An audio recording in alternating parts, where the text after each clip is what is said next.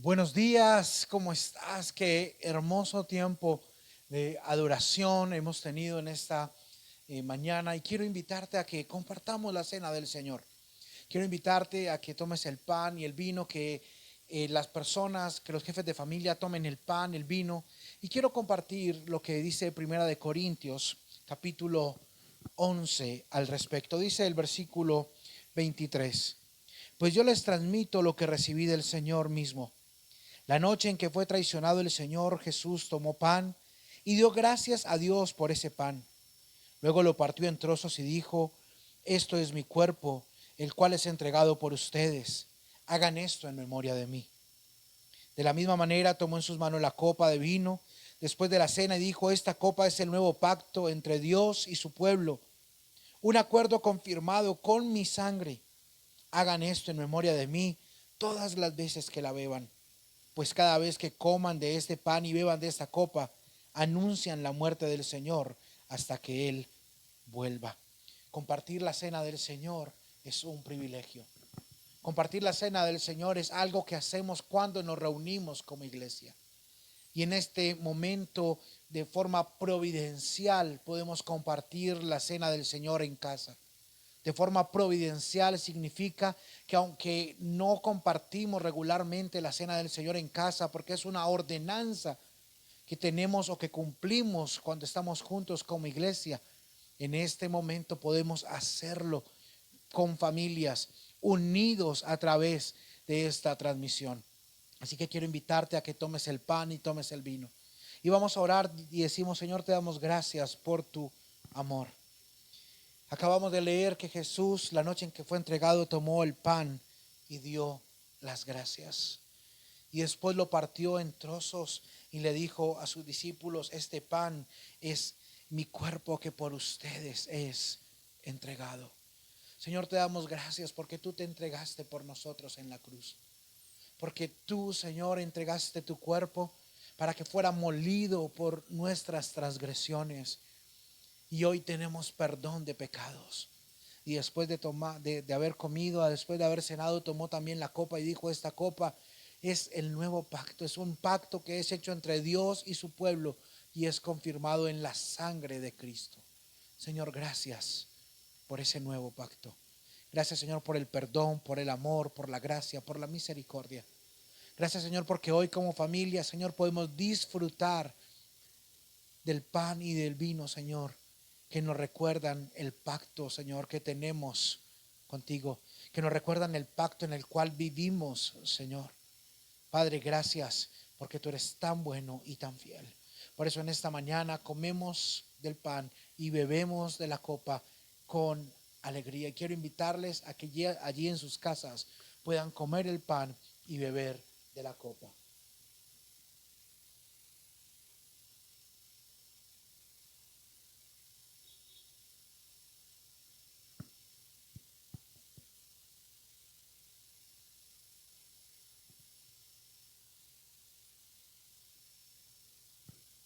Señor, gracias. Gracias porque el pan y el vino son una tremenda bendición. El participar en la cena del Señor es una tremenda bendición. Gracias porque ahora somos parte de tu pueblo, porque ahora somos parte de tu cuerpo, porque ahora, Señor, somos parte de tu iglesia. Gracias, Señor Jesús. Te amamos, Señor. Te amamos, Señor Jesús. Gracias, Dios. Wow, qué hermoso tiempo en familia. Ahora, quiero hablar en esta mañana acerca de una nueva serie. Vamos a comenzar esta mañana una nueva serie titulada Una fe, un bautismo, un Señor. Y hoy tendremos la primera parte. Pero antes de ir al texto en la Biblia, estaba recordando precisamente esta mañana mientras desayunábamos juntos lo importante de los procesos, de los tiempos, de las técnicas en la cocina. Cuando nosotros cocinamos, cada cosa tiene una razón de ser. Ahora, cuando nosotros nos saltamos procesos en la cocina, cuando ignoramos ingredientes, cuando hacemos las recetas como a nosotros nos parece, bueno, puede que tengan nuestro propio toque, puede que sea nuestra propia versión, pero no es el plato que planeó el chef. En la cocina, cada proceso, cada técnica, cada tiempo tiene un porqué y es importante. No es poner todo en una olla y de ahí va a salir algo maravilloso. No, todo tiene un porqué. Y en la carta a los Efesios, el apóstol Pablo usa una técnica que es bastante importante, que es la técnica argumentativa. Y el apóstol Pablo comienza a encadenar algunos conceptos que si nosotros los entendemos de esa forma, que si nosotros los aplicamos de esta forma, en ese orden en que Él los explica, entonces van a producir en nosotros un efecto que es el efecto que Dios espera que produzcan. Estos efectos, estos conceptos que son encadenados de esa forma, se llaman doctrinas. Por eso son tan importantes las epístolas, no solamente las paulinas, sino las de Pedro, las de Juan, la de Santiago, porque nos permiten entender qué es lo que Dios quiere que hagamos y cómo Dios quiere que lo hagamos. En la carta a los Efesios, por ejemplo, en toda la primera parte, en los capítulos 1 al 3, el apóstol Pablo cuenta la historia del Evangelio. Y en la segunda parte, en Efesios capítulo 4 al capítulo 6, el apóstol Pablo habla acerca de cómo aplicar el Evangelio. Cómo aplicarlo primero a nuestra vida personal. Habla, por ejemplo, de una antigua naturaleza y de una nueva naturaleza y cómo nosotros tenemos que aplicar ese Evangelio a nuestra vida personal. Pero también habla de aplicar el Evangelio a las relaciones humanas. Y habla, por ejemplo, acerca del matrimonio, de las relaciones entre padres e hijos. Habla de las relaciones entre un empleador o un patrón y un trabajador. Y dice, por ejemplo, el apóstol Pablo, hablando de relaciones humanas, dice: sométanse unos a otros por reverencia a Cristo. Está aplicando el Evangelio a las relaciones humanas. Pero no solamente habla en un nivel personal o en un nivel de relaciones humanas, sino que el apóstol Pablo en la segunda mitad de la carta a los Efesios habla también de cómo aplicar el Evangelio al desarrollo de la iglesia. Y dice, por ejemplo, que es Jesús quien hace que cada pieza en la iglesia, que cada miembro en la iglesia encaje perfectamente. Ese desarrollo de la iglesia es lo que se podría denominar una doctrina de la iglesia. Y pareciera ser que la palabra clave o el concepto clave en la carta a los Efesios de esa doctrina de la iglesia que se llama eclesiología es el concepto de unidad. El concepto de unidad. Y la unidad es muy importante, la unidad es esencial. Ahora, antes de ir a hablar de la unidad de la iglesia, quiero que entendamos que la unidad no solamente es importante en el contexto eclesial. Tú y yo necesitamos entender y aplicar el concepto de unidad en toda nuestra vida. Mira, por ejemplo, hablábamos el jueves pasado acerca de tener unidad con Dios. El jueves pasado estuvimos introduciendo esta serie. Y recordábamos aquel versículo en Amós capítulo 3 que dice: ¿pueden dos caminar juntos sin estar de acuerdo a dónde van? Y este versículo lo introduce el Señor en un contexto bastante especial. Está el profeta Amós señalándole al pueblo de Israel que no pueden caminar en compañerismo con Dios, que no pueden estar en una relación de pacto con Dios si no están poniéndose primero de acuerdo con Dios, obedeciendo a Dios. Así que tú y yo tenemos que entender que la unidad es importante en nuestra vida con Dios. Pero no solamente la unidad es importante en nuestra vida con Dios, sino también en nuestra vida familiar. En la familia es importante que haya unidad. Jesús dijo, por ejemplo, en Lucas capítulo 11, versículo 17, y les recuerdo que estamos leyendo en la Nueva Traducción Viviente. Jesús dijo, por ejemplo, hablando acerca de la unidad en la familia, o tomando la unidad como dentro de la familia como una ilustración para el mundo espiritual, dijo Jesús lo siguiente. Lucas 11:17 dice: todo reino dividido por una guerra civil está condenado al fracaso. Y nos hace pensar acerca de la realidad de nuestro país, por ejemplo. Pero concluye Jesús la oración, o complementa Jesús esta oración diciendo: una familia dividida por peleas se desintegrará. Una familia dividida por peleas se desintegrará. La unidad es importante en nuestro contexto familiar. Y tenemos que entender, amar, valorar, procurar la unidad. No solamente en nuestra relación con Dios, sino también en nuestras relaciones familiares. Pero por último, hablábamos también el jueves pasado acerca de la unidad en la iglesia. El apóstol Pablo le ruega a los filipenses diciéndoles, poniéndose de acuerdo, y les dice: pónganse de acuerdo de todo corazón entre ustedes, amándose unos a otros y trabajando juntos con un mismo pensamiento y un mismo propósito. Porque así como es importante nuestra unidad personal con Dios, es también importante la unidad familiar y la unidad dentro de la iglesia. En esta serie nos vamos a concentrar y vamos a hablar acerca de la unidad en la iglesia, de lo importante, de lo fundamental que es la unidad dentro de la iglesia. ¿Están listos, sí o no? Muy bien, quiero que me acompañen entonces a Efesios capítulo 4, versículos 1 en adelante. Dice: por lo tanto, yo prisionero por servir al Señor, les suplico que lleven una vida digna del llamado que han recibido de Dios, porque en verdad han sido llamados. Sean siempre humildes y amables, sean pacientes unos con otros y tolérense las faltas por amor. Hagan todo lo posible por mantenerse unidos en el Espíritu y enlazados mediante la paz, pues hay un solo cuerpo y un solo Espíritu, tal como ustedes fueron llamados a una misma esperanza gloriosa para el futuro.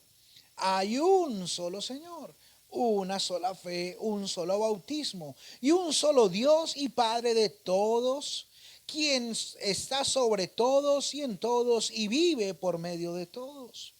No obstante, Él nos ha dado a cada uno de nosotros un don especial mediante la generosidad de Cristo. Por eso las escrituras dicen: cuando ascendió a las alturas, se llevó una multitud de cautivos y dio dones a su pueblo. Fíjense que dice ascendió.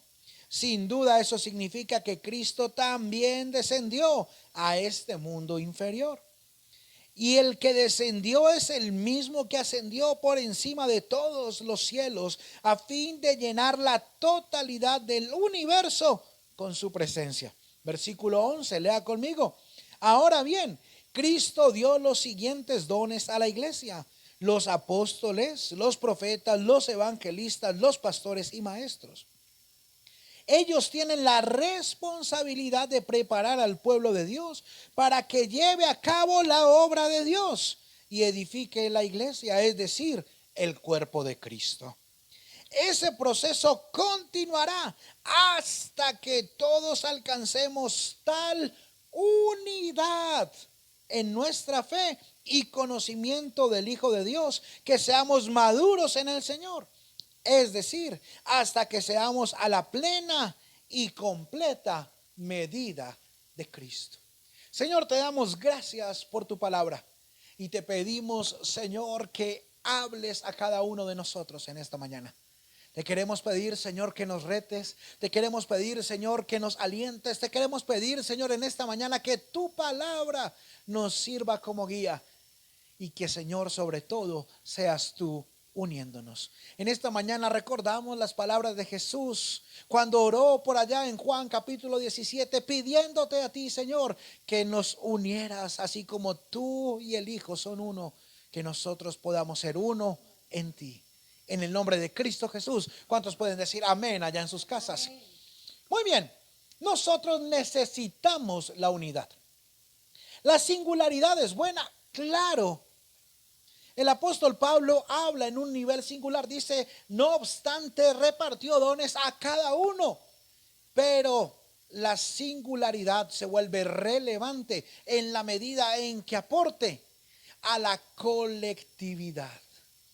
Cierto día estaba conversando con un amigo y me decía, deberíamos nosotros en pro de la unidad, me decía, irnos a vivir todos juntos los de la iglesia. Me decía, vendamos todo lo que tenemos, pastor, compremos una finca, criamos pollos, ordeñamos vacas y allí criamos a nuestros hijos y nos vamos a vivir juntos a una ecoaldea. Bueno, a usted le puede causar eso risa, era una idea medio hippie, ¿cierto? Yo ya me imaginaba por allá en chanclas, corriendo en la pradera, pero no está muy lejos del concepto que nosotros tenemos de unidad. En nuestro entorno cristiano solemos pensar que unidad es hacer grandes reuniones, encontrarnos en un templo, pararnos juntos, sentarnos juntos, cantar las mismas canciones y decir juntos ¿qué? Amén. Claro, si decimos todos amén, nos paramos, nos sentamos, estamos unidos. ¡Qué unidad tan linda! Sin embargo, la unidad es mucho más profundo que esto. A mí se me ocurre, por ejemplo, que podemos en este tiempo estar más unidos que antes, porque la unidad no depende solamente de reunirnos o de hacer cosas juntos. La unidad es mucho más profunda. Como les decía, en esta mañana estamos comenzando una nueva serie llamada Una fe, un bautismo, un Señor. Y comencé esta charla introduciendo con la dinámica de una receta. Así que quiero hablar como si estuviéramos preparando algo en esta mañana. Ahora, antes de comenzar una receta, ¿qué tenemos que tener claro? ¿Qué vamos a preparar y qué necesitamos para la preparación? Esta semana recibí a domicilio una olla de una empresa que quería venderme un set de ollas, así que me mandaron una olla de muestra y me dijeron, vamos a encontrarnos por una plataforma digital y vamos a hacer una preparación juntos para que usted entienda cómo funciona esta maravillosa olla. Así que me mandaron una lista de ingredientes y yo tenía que tener cada ingrediente cortado y preparado de una forma especial para el momento en que fuéramos a realizar la receta. En cocina, eso se llama una mise en place. Es en francés, mise en place. ¿Qué es mise en place? Cada cosa en su lugar, un orden. Los ingredientes cortados y dispuestos, listos para la preparación. Así que déjeme hablarle en esta mañana de los ingredientes para la unidad. Ahora, primer punto, los ingredientes. Tenemos que entender que en esta receta hay un ingrediente principal. Hay un ingrediente que es estrella. Hay un ingrediente que si usted no tiene ese ingrediente realmente no va a tener nunca la receta de la unidad completa. Ni en la casa, ni en su vida personal, ni mucho menos en la iglesia. Ese ingrediente estrella es ni nada más ni nada menos que Dios. Usted y yo tenemos que entender que la unidad es un plato compuesto desde el principio y hasta el fin por Dios. Es Dios en su voluntad quien determina unir a la humanidad con Él. Nosotros habíamos sido separados de Dios por causa de nuestro pecado. Isaías capítulo 59 versículo 2 dice que nuestros pecados nos separaron de Dios.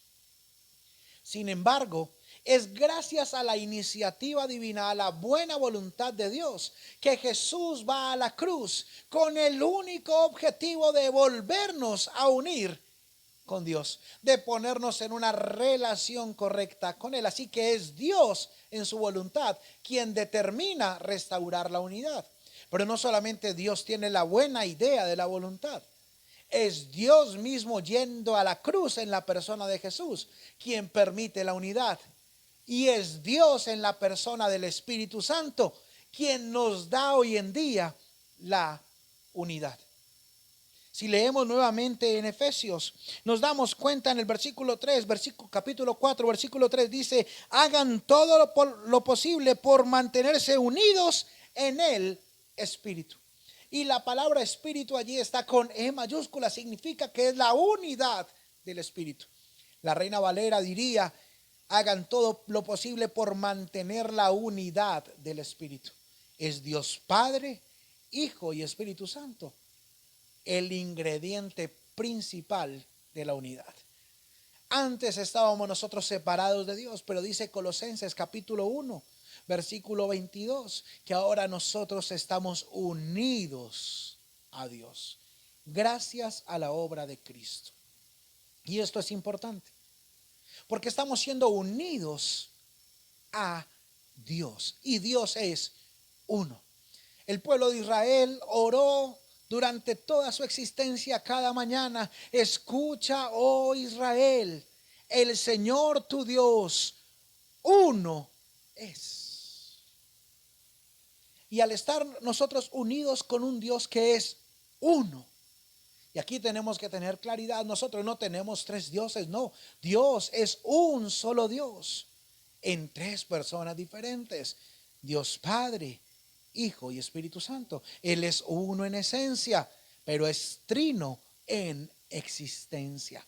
Dios es uno, no hay partes dentro de Dios, no hay fisuras en Dios. Eso se denomina la doctrina de la simplicidad de Dios. Y estamos siendo unidos a Él. Ahora, piensen en esto por un momento. Antes nosotros no solamente estábamos separados de Dios, sino que estábamos separados del pueblo que Dios había escogido para traernos la redención. Sin embargo, en una página atrás, en Efesios capítulo 2, versículos 14 al 15, mira lo que dice Efesios capítulo 2, versículos 14 y 15. Dice: pues Cristo mismo nos ha traído la paz.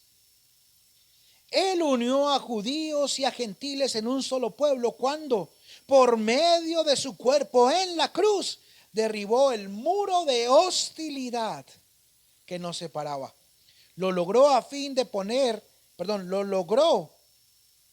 al poner fin al sistema de leyes, de mandamientos y ordenanzas. Hizo la paz entre judíos y gentiles al crear de los dos grupos un nuevo pueblo en él. Así que nosotros somos unidos y necesitamos a Dios para estar unidos a Él. Él es el ingrediente principal de la unidad. Necesitamos a Dios en nuestra vida para estar unidos a Él, obviamente. Necesitamos a Dios en nuestra familia para estar unidos entre nosotros, y necesitamos a Dios dentro de la iglesia para que nosotros también podamos tener unidad.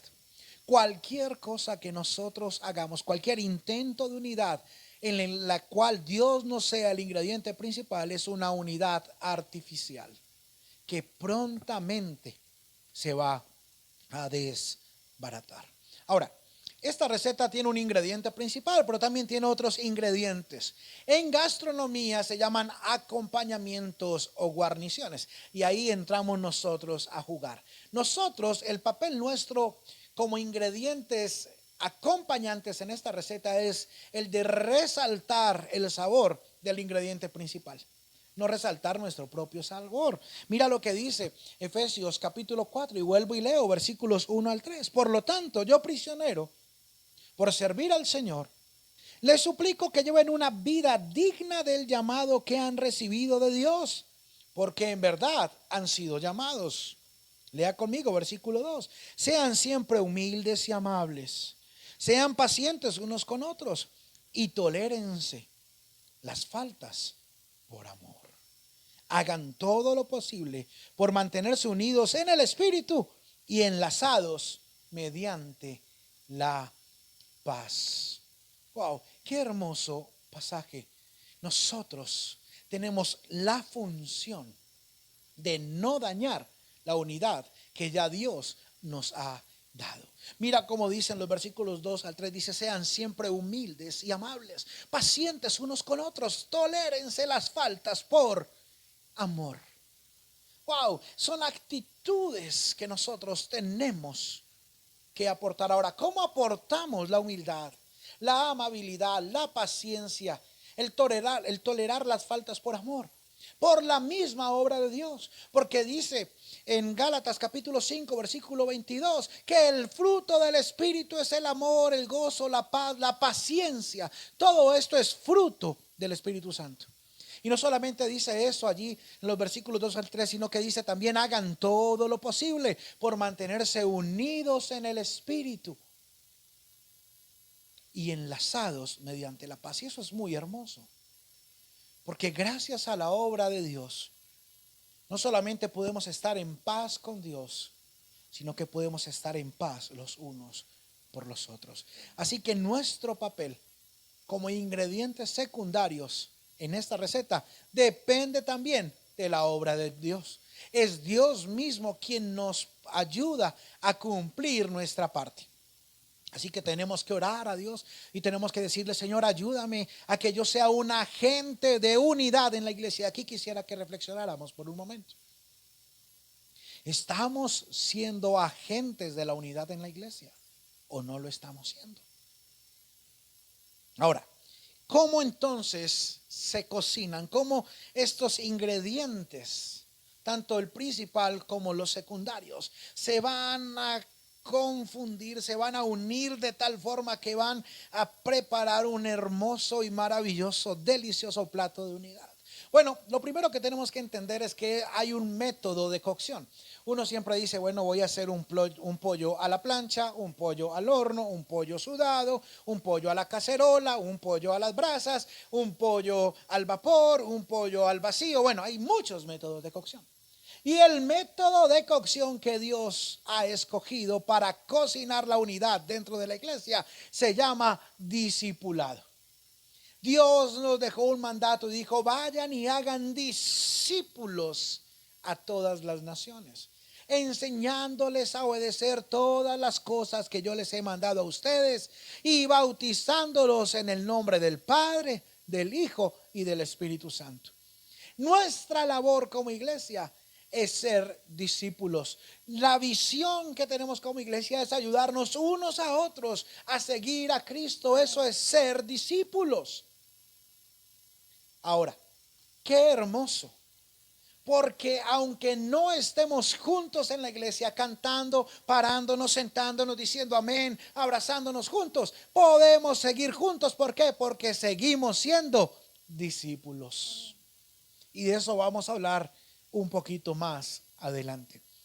El método de cocción es el discipulado. Si usted no está siendo discipulado, si usted no está siendo un discípulo, si usted no está involucrado en el proceso de discipulado, quiero llamarle la atención con mucho amor en esta mañana y decirle: pilas, porque no estás aportando al proceso de unidad de la iglesia.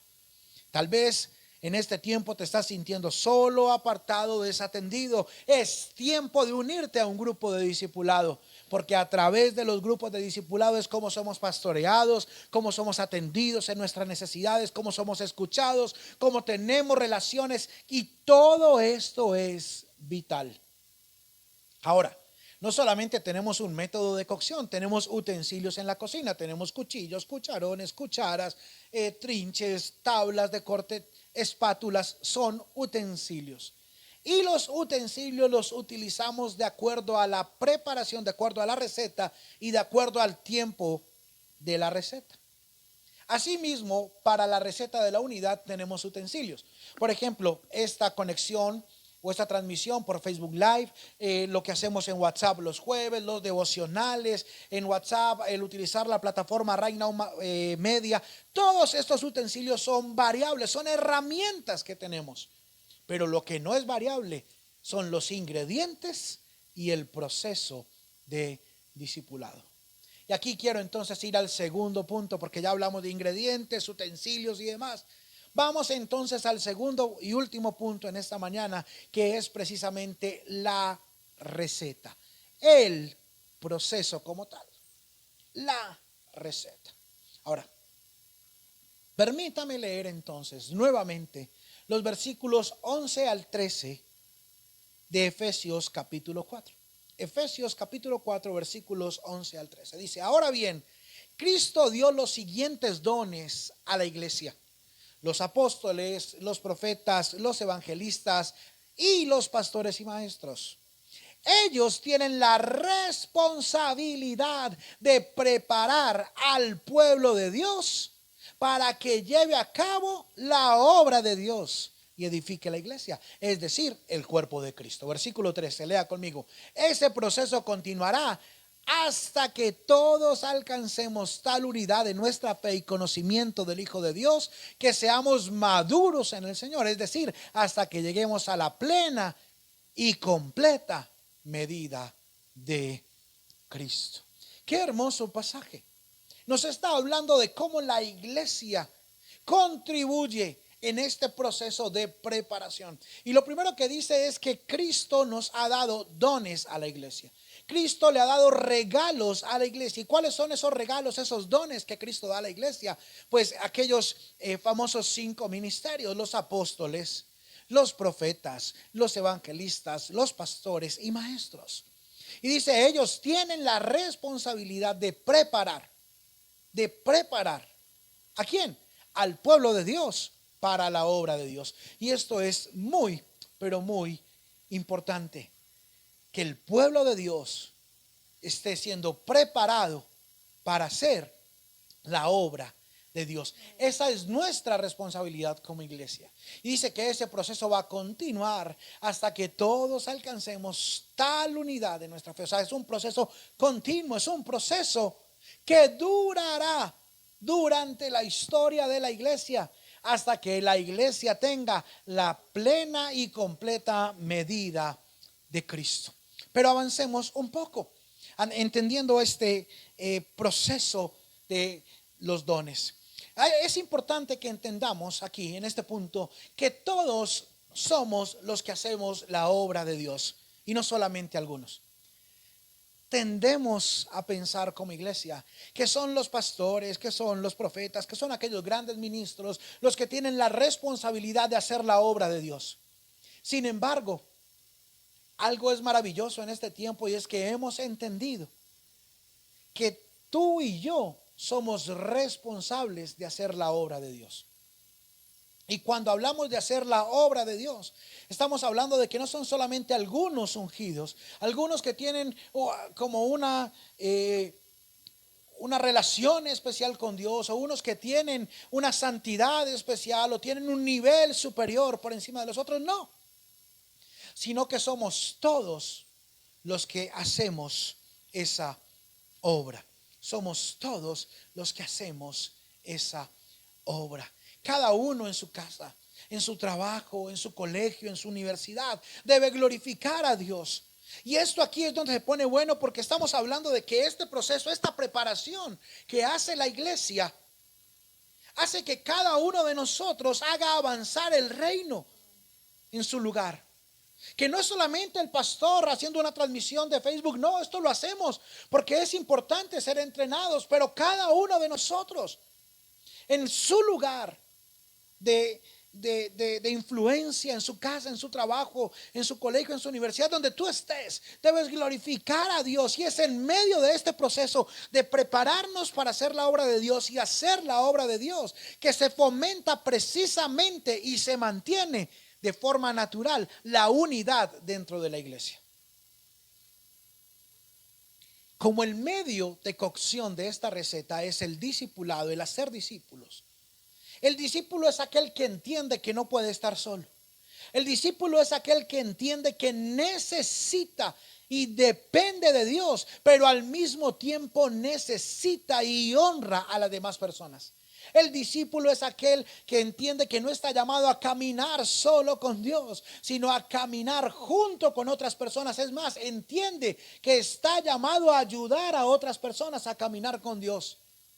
Y entonces es en ese hacer la obra de Dios juntos que se fomenta de forma natural la unidad. Así que si tú eres papá, mamá, si tú eres doctor, enfermera, si tú eres un comerciante, si tú eres un músico, un profesor, un ingeniero, si tú eres ama de casa, sea donde sea que tú estés, allí debes hacer la obra de Dios. Allí también tú debes hacer discípulos. Esta semana estaba viendo un video, un live con Lucas Leis, un autor cristiano, y él recordaba que algo que está haciendo maravilloso Dios en este tiempo es que Él está santificando lo cotidiano. Y recordaba obviamente una de las doctrinas fundamentales que nos hacen diferentes tal vez a la iglesia tradicional. Porque en la iglesia tradicional hay la creencia de que hay un grupo de personas que son el sacerdocio y el resto son laicos. Mientras que en la iglesia cristiana entendemos que la Biblia dice que el sacerdocio es de todos los santos, que Dios hizo un pueblo de sacerdotes, que todos tenemos una relación personal con Dios y que todos tenemos acceso a la presencia de Dios. Usted no necesita que el pastor entre a la presencia de Dios a orar por usted. Usted puede entrar a la presencia de Dios porque usted tiene una relación personal, íntima, directa con Él. ¿Me está siguiendo esta mañana? Ahora, volviendo a Efesios capítulo 4 versículos 11 al 13, es muy hermoso ver cómo este proceso es continuo. Dice, este proceso continuará. O sea, estamos en un proceso de cocción lenta.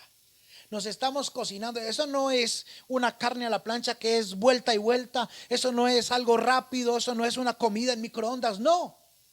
Este proceso de cocción lenta, de cocinar unidad, de prepararnos y de hacer la obra de Dios como iglesia, continuará hasta que todos alcancemos tal unidad en nuestra fe. Mira esto, qué hermoso. Unidad en nuestra fe. Wow. Hay cosas fundamentales. Dentro del cristianismo hay doctrinas, hay creencias que son fundamentales, que tenemos que abrazar para ser cristianos. Por ejemplo, la Trinidad de la cual hablamos hace un momento es una de esas doctrinas fundamentales. Y para ser cristiano tenemos que estar de acuerdo en esto. Tenemos que alcanzar una unidad en la fe, en las cosas que son esenciales. Y aunque hay diversidad en lo que es paramétrico, en lo que ya no es fundamental de la fe, hay cosas que son esenciales. Tenemos que tener unidad en nuestra fe y unidad en conocimiento de Cristo, de tal forma que podamos ser maduros y llegar a la plena medida de Cristo. Ese es el proceso. Esos son los ingredientes.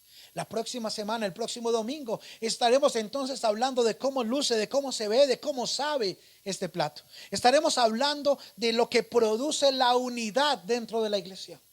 Pero por ahora, déjeme recordar algunos puntos y sacar algunas conclusiones.